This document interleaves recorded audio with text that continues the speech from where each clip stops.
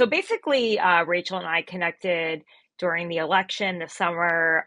We were talking about just Gen Z and like how there was a change. There was like a shift happening where this generation became more interested in Donald Trump, became more conservative.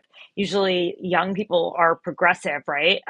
They tend to be. I remember when I was in college, everyone had an Obama poster uh, in their dorm because he was running for president. It was cool. He was young. He was inspiring. It was almost like not even political. It just you wanted to be identifying yourself with someone like him. He also spoke at my university at American. So there was like this fever and excitement, and the Democratic Party just seemed to own young people. It was just a question of whether they would even show up or come out. And now this past election, Donald Trump made some inroads, right? With younger people, specifically younger men, who became captivated by him through the bro culture, through the what would you call it, the broadcaster sphere, yeah, the magosphere, and the bro culture on podcasts, which he used smartly to get into the White House. So yeah, Rachel's been sort of tracking this for a long time. She writes for New York Times, she's written for Washington Post, she's written for Vogue. She is the guru, and you do a lot of research for political consulting, essentially on young people. How old are you again? I'm 27. 27. Yeah. So you're kind of a millennial then, right? Or no? I'm on the oldest cusp of Gen Z. So the cutoff is 1997. I'm September 97. So I'm fully a Gen Zer, but I'm definitely on that cusp. Yeah. Okay, so what are you seeing? Are they still sticking with Trump? Because the thing that they kept saying over and over again was that they thought that their economic aspects or prospects were not great with a Harris administration, which they saw as a continuation of the Biden administration. Trump was supposed to be the golden age, but now we're in some turmoil and their cryptos, and I don't know. I haven't checked how crypto's doing, but like I'm assuming they're still looking at their portfolios. Like, what have you been hearing? Yeah. So first of all, thank you for doing this with me, Tara. I'm excited to chat. When it comes to how young people are feeling right now, I mean, as I always say, Gen Z is not a monolith. And so we have to kind of zoom out and realize that we're talking about different groups of people. And in the past couple of weeks, I've been checking in with a lot of the young Trump voters who I spoke Mm, to during the fall who voted for him to see kind of, how are they feeling? Because to your point, the economy was their number one issue. The economy was the number one issue for young people across the board. And, things are looking pretty shaky. So once the tariffs started to take effect, I reached out to many of these young people to see how they were feeling. And I have to be honest, a lot of the young people who voted for Trump, who I spoke to, are very much in favor of tariffs. They believe that this is something that will boost the American economy, even if it takes a little bit of time to shake out, because they're focused on sort of the America First principles of homegrown jobs and boosting the jobs, especially in the Rust Belt areas or in more manufacturing driven economies in the country. And so there's definitely a cohort of people I've spoken to over the past couple of weeks who were excited to see Trump following through on the tariffs, and then were frustrated by the back and forth and kind of feel like they're in no man's land right now where they're waiting to see how this plays out and aren't really sure how to feel. That said, are a portion of young people who are still pretty liberal or really just want the economy to work for them. And mhm. again, number one issue. And so they're certainly frustrated. I've spoken to a ton of people who say this is affecting how they're thinking about their daily lives, their spending. I even spoke to someone who's in high school right now, a junior in high school, thinking about where they're going to be applying for college and might have to change what they were thinking because of financial viability in terms of what's possible when thinking about higher education. So, no matter where you stand on the political spectrum, this is something that's affecting young people's and, of course, all Americans' lives. And I think the other thing to keep in mind is that young people prioritize issues over any one party or politician. And if the top issue for young people is the economy, they just want someone who's going to follow through for them. And they don't really care about sort of the the personality that belongs to it or the conversation around it. They just want to see results. And Mm. so these are not necessarily loyal voters. They have probably voted in one, maybe two, three presidential elections. And their their loyalty is really going to depend on who's following through on the issues they care about most. Yeah. I saw that you wrote a recent piece called "No Regrets: Young Voters Respond to Tariff City," and so I'm guessing these are the voters who voted for Trump. Dave Portnoy, he called it Tariff City. You referenced that. He said he lost $7 million in stocks and crypto, but he conceded that Trump is, quote, smart, and he'll roll with him for a couple of days, couple of weeks, and see how this pans out. So, do you get the feeling that these young people, like, they really do think that this will eventually pan out in their favor and they're willing to roll with it? Some certainly do, who, as Dave Portnoy said, he trusts that Trump is a smart man. And he also, in that interview, said, like, he's smarter than I am. I trust him on this issue. I think there are certainly, or I know there are certainly young people who align with Portnoy said, interestingly, last week in an interview with Dana Bash, is that she asked him point blank, could you see yourself supporting Democrats in the midterms if this doesn't play out the way I want it to?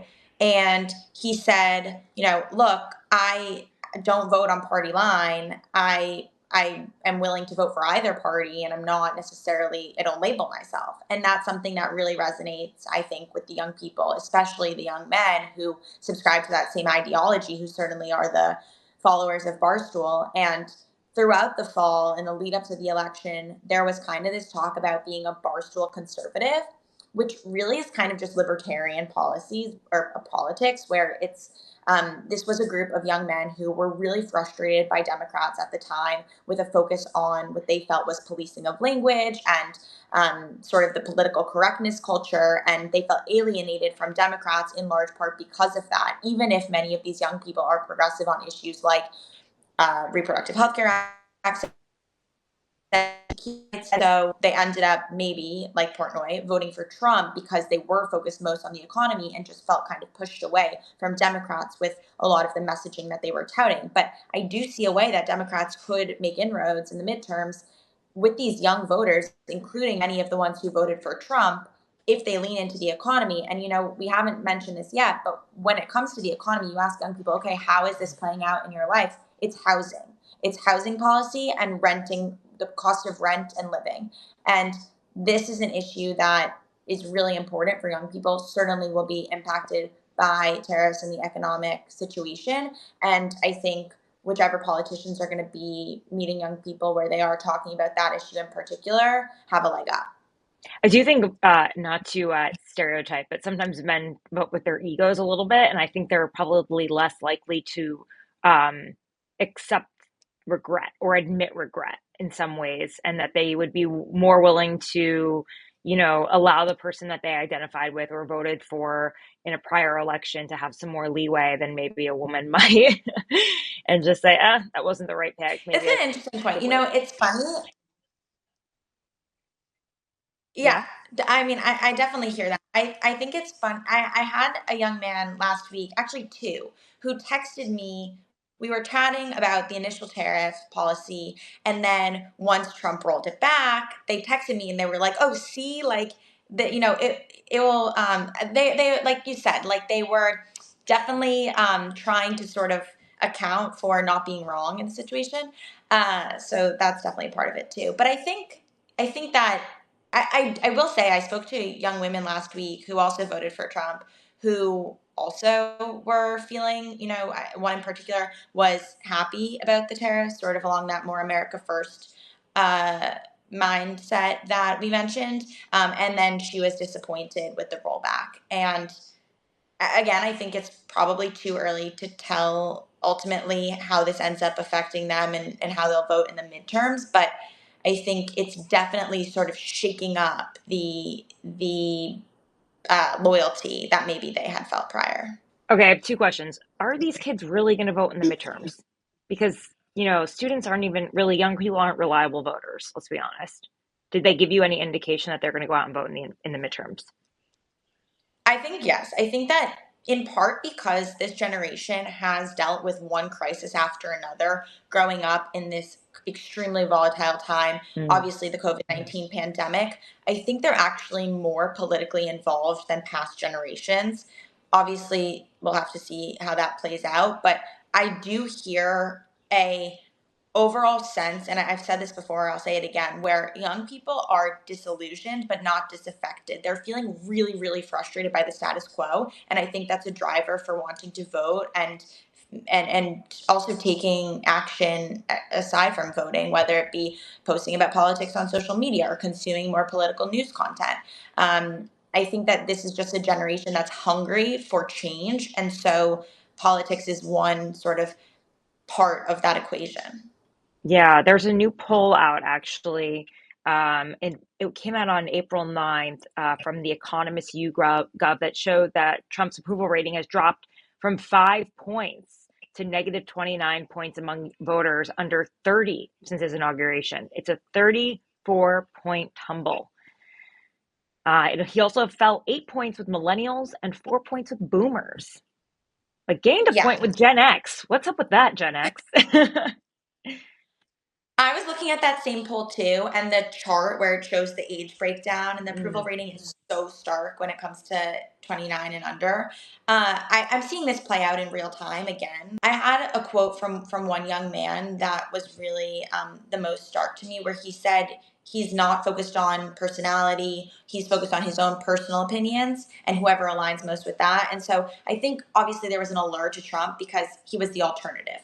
There had been, especially for young first time voters in 2024, they had only known, and I've written a bit about this, where it's like this anti authority posture. They had only known a Biden Harris administration. And they don't, when Trump was in office for the first time, they were really young. They were either in elementary school or middle school. And so they don't necessarily remember his first term in office. They might think back to when they were in, fourth grade and say, oh, that was a great time in my life.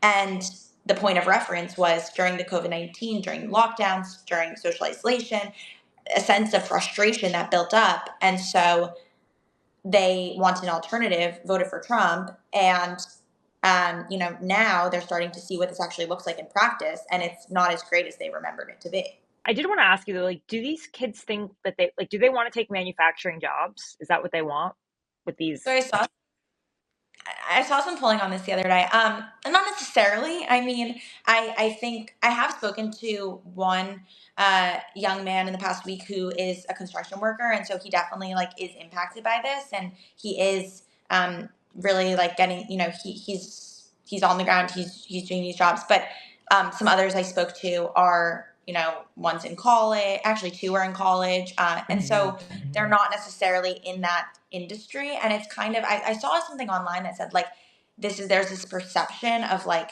this is what people want, but in reality when it comes to the jobs that they're taking or that they do, like they're not involved in this industry, and so it's kind of this weird disconnect. Maybe they think there'll be like some middle manager jobs or something like that that come along with the factories. I mean, I kind of think it's more of an idea, and there's a nostalgia amongst members of this generation for time new, and it's really palpable. And obviously, Trump speaks to that directly. And I think that's a part of it as well, where it's this perception of this, golden age of American Mm. manufacturing and the American economy. And in reality, it's not really what is happening and the jobs that young people are seeking. Okay. Yeah. Tom just said manufacturing jobs are great when you have a union. It's not a sweatshop. That is not understood. Another person said, I'm Gen X, and even though I'm not pro Trump, we see ourselves as the forgotten generation. So I think a lot of my peers feel that Trump is speaking to them. Thanks for sharing that, Ross. I appreciate it, and to Tom as well. Yeah, I think each generation. I mean, I've just started a new business last month. I just launched my Substack, YouTube, and yeah, and then having this economic turmoil behind me is not the greatest because I'm self-funding this, and I've got people working for me, and it's a little scary, although Andrew Yang gave me some good advice, and he said, a lot of the greatest businesses were started in economic turmoil. So, I hope he's right about that one. But yeah, I mean, I know I'm like, taking more I don't take cabs as much. I'm taking the subway. I'm not making like make planning any big trips. I'm, not doing the going out to dinner as often.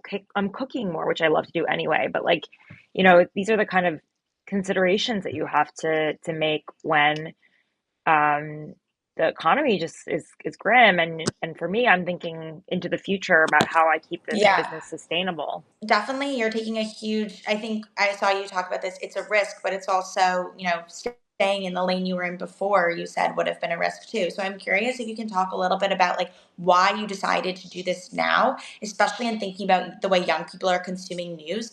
They want what you're giving them. This is the type of Mm. content that is so exciting to younger audiences, personality driven across multiple different platforms. Really with you being the messenger, being the value add. And I'm curious if you can talk a little bit about if that was a part of your decision making process and where you see your own brand going. Yeah, I mean, listen, I would love to speak to your generation, Gen Z. I really feel like they are on the forefront of this, but it's not even just Gen Z. It's like my cousin who is my age. She's like 39, and she was like, I asked her, where do you get your news? TikTok. And this started a year ago. I ripped the Band-Aid off January 1, 2024. It was my New Year's resolution to start doing more on social media because before that I would post like maybe once a year on social media, and it would be a picture with me and my friends. Like I just was afraid of it. Um, I was afraid of exposing myself, my life, my work. I didn't feel comfortable holding the camera up to my face and talking. I didn't feel like I wasn't for me. But the more I did it, the more with the podcast, I started to build a relationship with the followers and the following, and by doing a direct email through Puck and realizing like this is how people want their news. They trust the individual more so than they do an organization. And the truth is, like having worked in organizations, I understand why.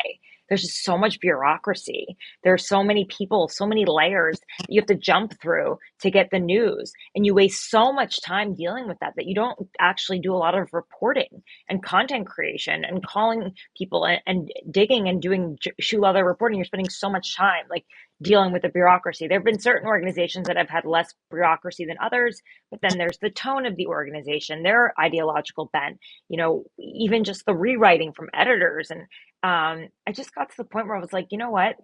Authenticity is the most important thing. This is a trust business. I want to go direct to my audience, and if they don't like it, they can come straight to me. You know what I mean? It's and this has been really the thing that's been driving me, and I see it. Like I see the people who are penetrating and who are breaking through.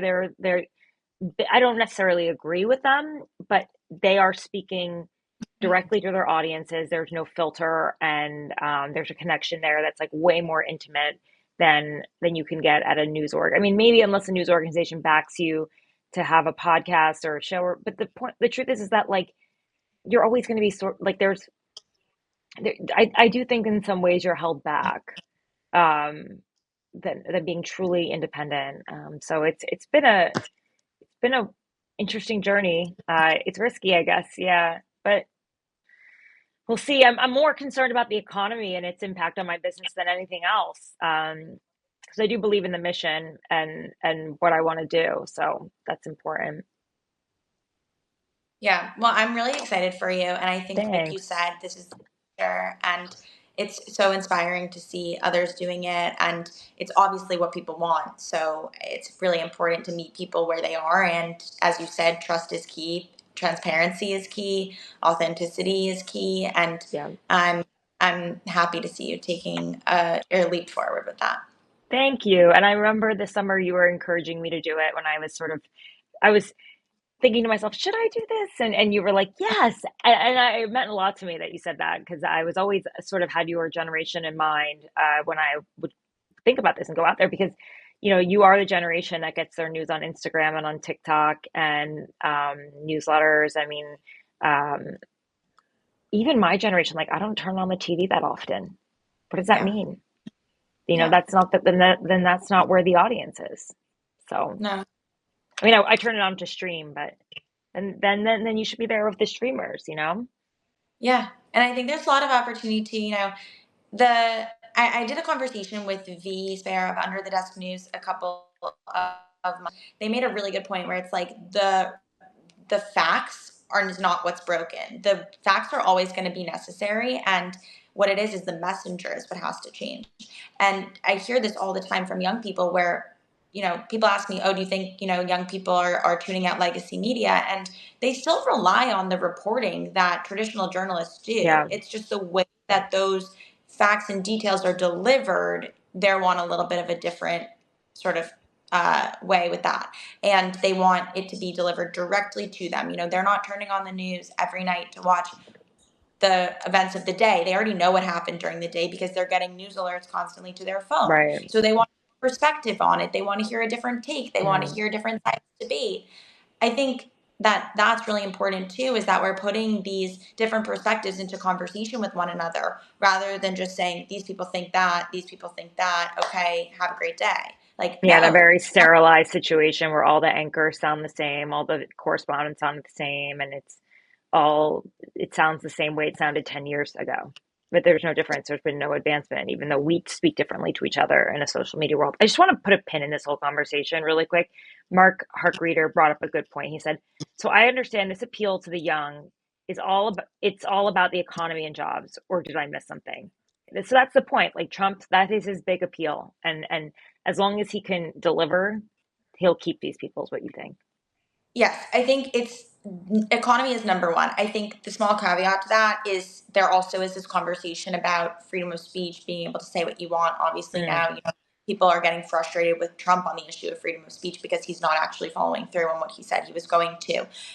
That said, there was a movement, especially from young men, away from Democrats because of this idea of political correctness and that they felt they were walking on eggshells where they weren't allowed to say their true thoughts.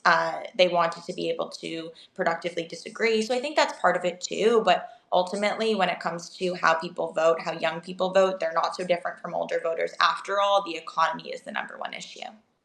hmm. All right. Well, Rachel, thank you so much for your time. This is fascinating, something to think about. We'll see if these young people show up at the midterms, and something to keep our eyes on. All right. Talk to you Totally. soon. Thank you, Cheers. Tara. Okay. Bye. To support my journalism, please hit that subscribe button and share this with your friends. To get my reports first and straight to your inbox, consider becoming a subscriber to my newsletter, The Red Letter, at tarapalmeri.com. You can also become a VIP member of this channel, or even go a step further if you have the means by donating to my GoFundMe page. You can find it in the description to the show.